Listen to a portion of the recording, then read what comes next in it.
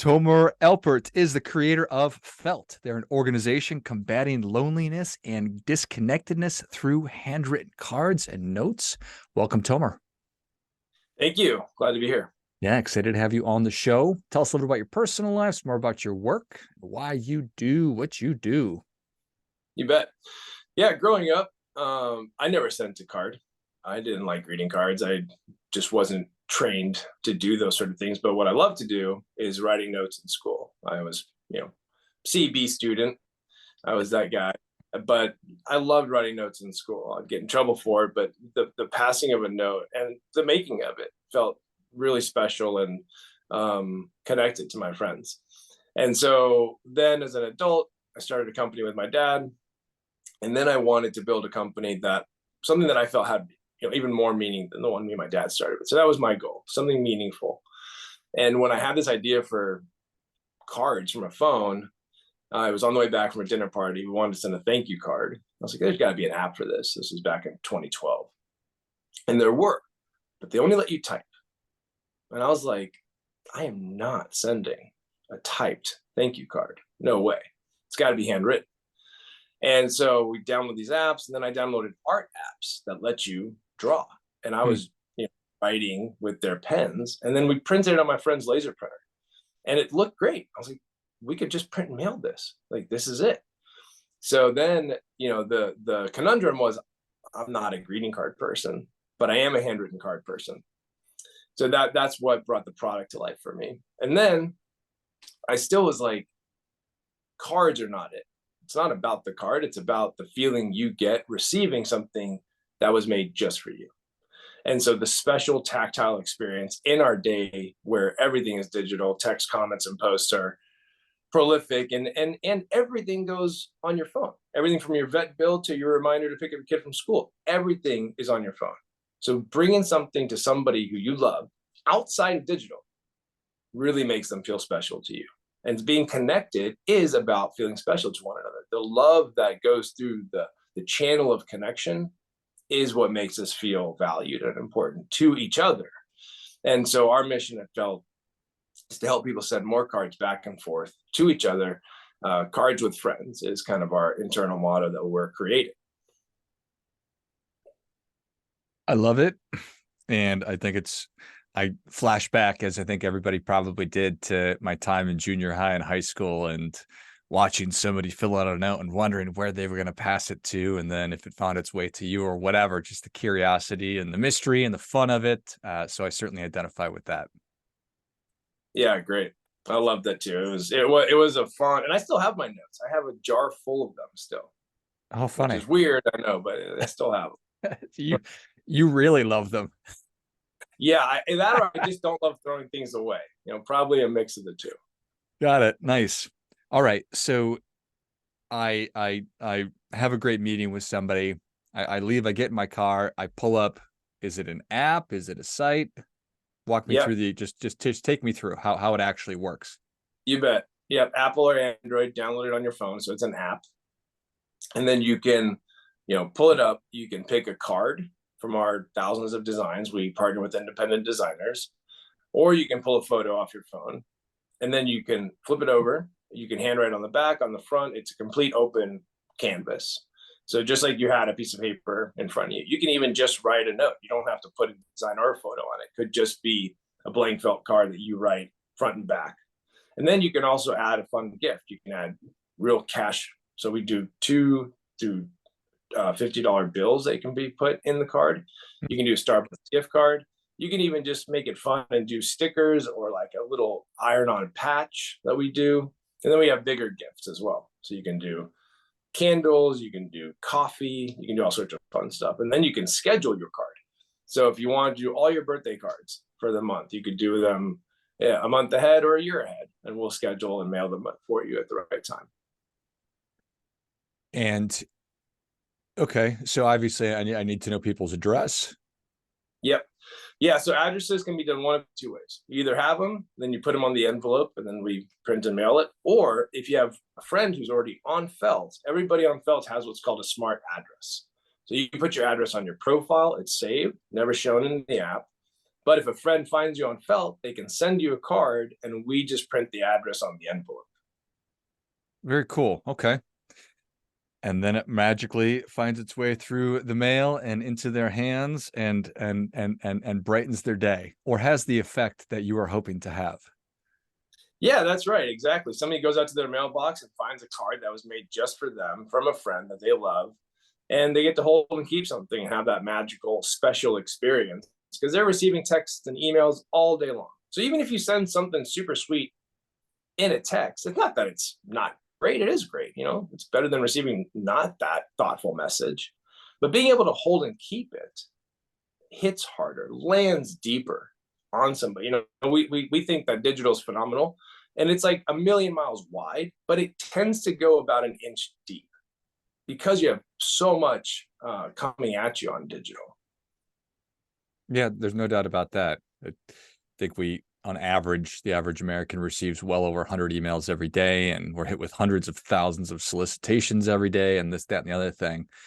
So this really resonates with me because I am a person who my mom forced me to write handwritten thank you cards when I was a kid, and I hated that. But now, throughout my entire professional life, which is over 20 years at this point, I've always written handwritten thank you notes. Or if I'm trying to prospect somebody, I'll write them a note. When I read about them in the newspaper, I used to cut out clippings and send it to them. And I just know how powerful that is, so that you've taken it and made it so you can write and then really personalize it. And I love the idea of just being able to take a photo from your phone or whatever. I think that that's a great connection. Yeah, it is. And I do the same thing in my personal and business life, right? Because I know that the person on the other end of the phone call, of the ask, whatever it might be, wants to help me. And then they're not expecting it in return, right? None of us are really expecting someone else to do something nice for us. So when you do it, you elevate yourself, right? In business, it's profound. And in our personal space, though, right? When we're in a pandemic, an epidemic of loneliness, when we feel more important to our insurance, agent than we do to some of our best friends that we grew up with sometimes, right? That's a problem, right? That's why we feel so disconnected. It's not because we're not, you know, wanting you to know that you are loved and that I actually care about you immensely.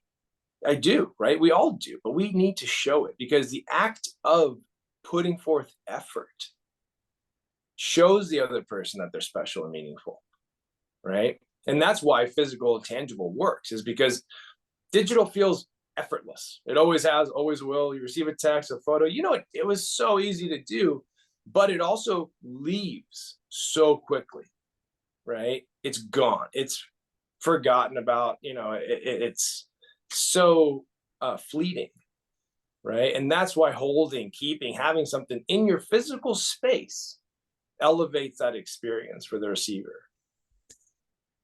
I can 100% attest to that. I've numerous occasions, dozens of occasions where I've walked into somebody's office and I've seen the note that I sent them on like a bulletin board or something like that. People really do like that. To your, how you shared, you've still got some of the notes from high school that you've saved. It's just different, and it's for all those reasons that you just described. So, all right. So you start this company and you've discovered something that everybody wants. So it's all been smooth sailing, I imagine. Yeah. We just became millionaires overnight. Now we're all living our dreams. I'll say I didn't know that my dream would be to just struggle and to wake up in fear 95% of my mornings. That's where we are in our journey. We are pushing the envelope of what a small team can do. We're selling $4 cards, $4.50 now. And so you have to sell a lot of cards to support, a few people on your team or even 10 people on your team. And we didn't raise a lot of money. And so we are in this place now where we've taken 10 years. We've been in business for 10 years now, which, I think is phenomenal. I think that's just amazing. Personally, 10 years to be, running a startup is crazy. For sure. And yeah, we've gone through just building an app that let you send a card to trying to make a service and a platform that people can not only find each other on, send each other cards without having to know their addresses, but now we're trying to create the reciprocation effect where, cool, I sent you a card because I feel it and I want you to know it, right? But now we want people who receive it to be able to take action, like, because they just got, you know, kapowed with a bunch of love. They're feeling it. And the sender, right? It's a classic giver scenario in life. You have people that are givers and they give and they give and they give, right? And that's great.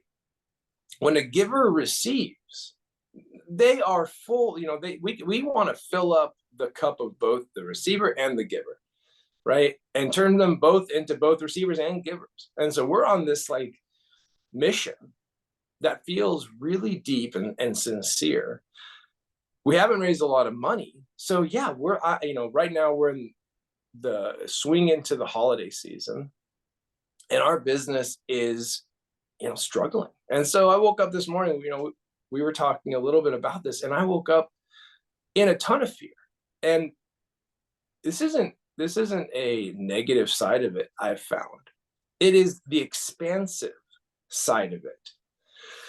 So I wake up in a bunch of fear. What do? I have this deep, experiential like practice now where first of all, I got to check in with myself. How am I waking up? Okay, I'm freaking out, right? It's a classic entrepreneurial story. I'm freaking out. Okay, I'm freaking out.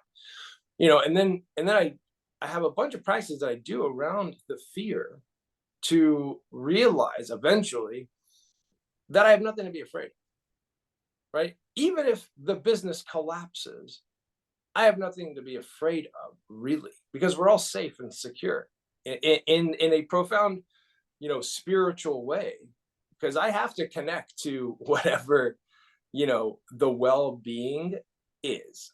So I connect to that, and that brings, and it soothes and it calms, because I have to be creative. I'm the one coming out here making videos, preaching the good word of trying to be and live a more connected life together. So I can't be enamored in fear, but I am, right? That's the conundrum, right? We all are, right? I'm sure you wake up, what's going, what am I going to do today? And is it going to be good enough? And so my personal expansion has been to be able to wake up in fear, deal with it, right? In a healthy, super profound way for me. And that's allowed me to kind of reach my fingertips out and touch the edges of my life's experience, right? So that's personally, that's how the entrepreneurial journey is going. It's it's hard, but the hard it's different for me today than it was maybe 5 years ago. 5 years ago the hard was also me smoking and drinking it away, and stress eating it away.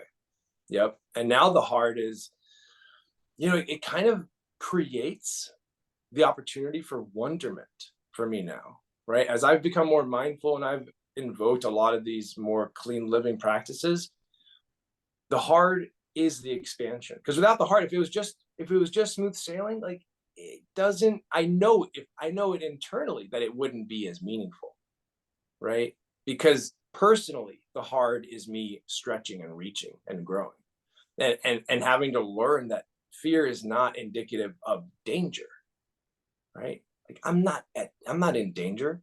Nobody's going to walk through the door and stab me, right? But yet the fear creates that plight, the what feels like it's going to kill me, literally, right? That's why some mornings you don't want to get out of bed, because you don't want to face the impending doom that you think is coming at you. But that's not true, right? Truth is actually, we all are living in a lot of abundance, right? Like we have like I have the ability to sit here and talk to you. Like I'm in abundance. I have this great saying that was told me, when you're in fear, you're in abundance of fear, right? You're typically not just in a little bit of fear. You're typically in abundance all the time. Even if you're in fear, you have a lot of it, And it's a weird saying, but when I grasp that, when I internalize that, it gives me this string to hold on to and pull myself up out of it, because I can realize that it is a facade. It's a mirage, right? It feels real, right? But it's just perspective. So that's how I woke up today. That's where we're at in our journey. And my message to other entrepreneurs or people listening is, oh, can't hear me? Oh, speaker, what happened? I don't know. Let me see. You're good, man. Oh, we're good. Great. I couldn't hear you for a second. Yeah, that's my message. Is just like, the fear is real. I feel it too. And where I am now is I've learned to kind of use it to stretch and reach the edges of my abilities. I've always, whether for me, whether it's fear or anxiety or stress, it's probably all those things. Maybe I'm not smart enough to segment out which one is which, but it 100% drives me. And it's interesting, right?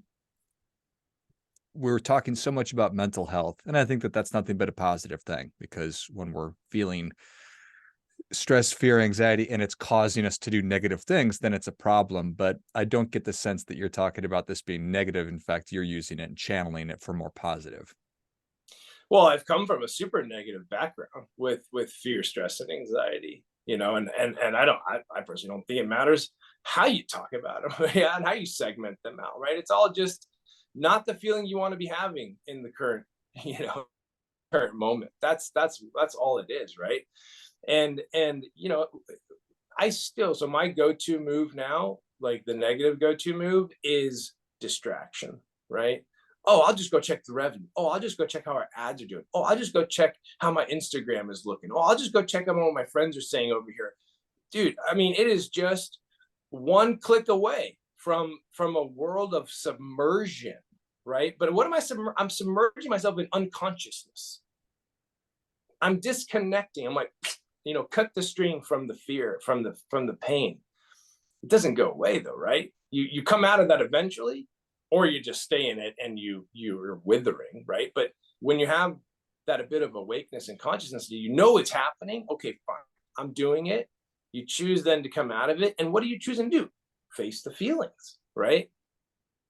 You're choosing to face the fact that, oh man, God damn it, I am anxious, right? Okay, where am I feeling it in my body? Right? That was a step that I've been taught, right? Where are you feeling it physically? It's such a different thing, right? People are always like, oh, I'm thinking it, I'm feeling it. Okay, blah, blah, blah, I'm feeling it. When you bring awareness physically, it could even be in your brain. Oh man, my head is spinning, my head hurts, my head feels. But here's the matter I've been taught. When you do that, awareness, attention, what is attention as a kid? How did it feel when your parents gave you attention as a kid? Great. Right? Because attention is love. Bring that to the feeling in your body. You're just bringing yourself love. Love heals all, right? Including your fear, doubt, and all the negative feelings. So, that's a simple little thing that I've been taught. But the move from unconscious, disconnected, scrolling, Instagram checking, revenue checking, the move from that to, okay, I'm going to check in with myself. I'm going to bring that attention to my body can feel like the Grand Canyon. Feel like you have to cross a huge bridge, because it is monumental. It's not a small thing. It's the move from, a fear-based life to a consciously engaged life. That is not a small thing, but it is a decision. It is I quit smoking cigarettes a long time ago. But when I quit smoking, here's how I did it. I wasn't short of attempts either. Me and my dad smoked together. It was like our thing, right? We were building a company together, freaking out together, smoking cigarettes together. And we'd always have this thing, we're gonna go on this trip, a road trip. When we come back, we're not gonna be smoking, right? We're not gonna smoke on the trip. Last cigarette in Dallas, boom, we're gone. No more cigarettes. We'd always fail. I mean, we tried 6 times. I mean, again, we put money into this thing. It was road trips, right? So then I had this idea one day. Smoking cigarettes is a decision. And a decision, and we were writing computer code, a decision is a one or a zero. There is no black and there is no gray in decision making. There's no, oh, I kind of did it. No, you didn't kind of do anything. You know, I either picked up that cigarette, lit it, and smoked it, or I didn't. It is a one or a zero. And it just clicked for me somehow. But the decision to go from that negative fear-based mindset where I'm disconnected from my consciousness, and I'm disconnected from my intuition, I'm disconnected from everything because everything sucks. I'm gonna disconnect from it all and shove my head into the feed or whatever I'm gonna do. The decision is still just that. It's a decision. So, not to get too preachy, but I do break it down, man. It is a one or a zero. And that's kind of, the truth.